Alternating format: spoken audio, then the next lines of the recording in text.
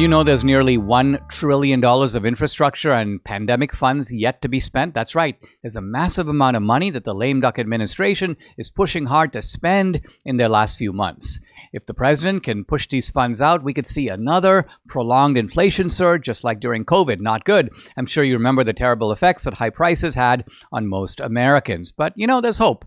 A surge in prices can be beaten. A gold IRA from Birch Gold Group can be an inflation hedge for your savings in uncertain times. To see how to protect your IRA or 401k, get your free information kit on gold by texting the word Dinesh to 989898. Birch Gold makes it seamless, easy to roll over your retirement account while preserving your tax advantage status. Do what Debbie and I have done. Don't wait for the president's spending spree to tank the dollar further. Protect your financial future now. Text Dinesh to the number 989898 for your free information kit about gold from Birch Gold.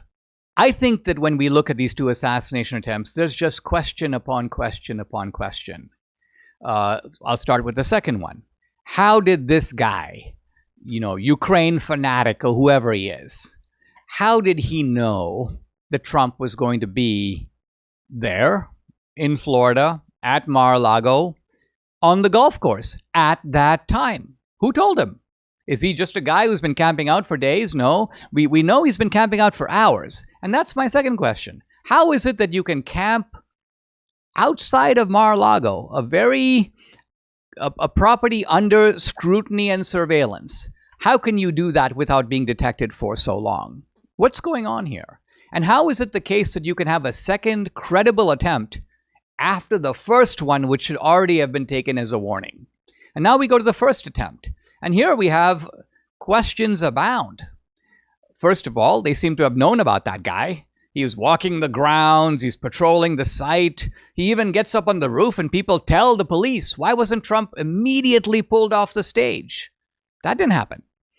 A second point, which I've made on the podcast, but I'll make it again. If you watch the counter sniper, the guy who ended up shooting Thomas Crooks, he seems to have had Crooks in his sight beforehand. He doesn't have to re-aim. He doesn't have to look around. Where's the guy?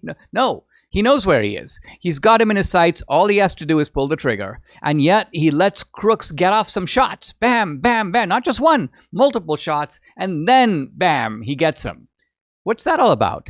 We were told initially, and then there was a backtracking. Well, Secret Service policy. We don't just go out, shoot people. We wait for... Is it really Secret Service policy to wait for assassins to shoot first? And then you shoot back? Really? So all of this, some of it can be attributed just to sort of DEI or to incompetence. I mean, these plump female agents, bouncing around, unable to properly block Trump, not properly able to competently wield their weapons. The woman can't find her holster, and then she pretends to be looking around and waving her gun. This is all straight out incompetence. I can understand that part of it, but the rest of it raises bigger questions. Namely, are there people who are somehow powerful figures in the U.S. government? We know that the Biden administration, the Biden-Harris administration, views Trump as a threat.